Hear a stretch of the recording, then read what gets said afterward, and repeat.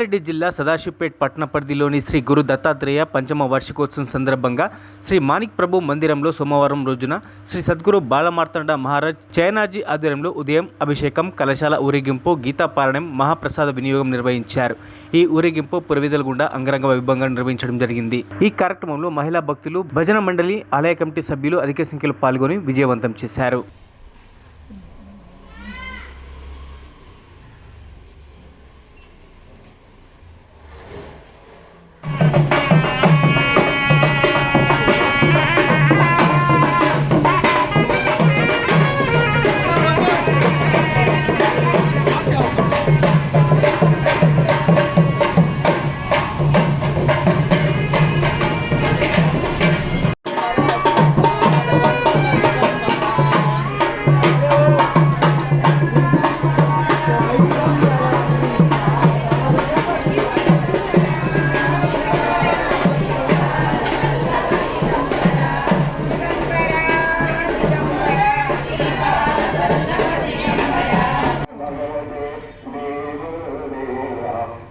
శ్రీ మాణిక్ ప్రభు మందిరం ఆవరణలో 5 సంవత్సరాల క్రితం శ్రీ దత్తాత్రేయ స్వామివారి ఆలయం నిర్మించడం జరిగింది.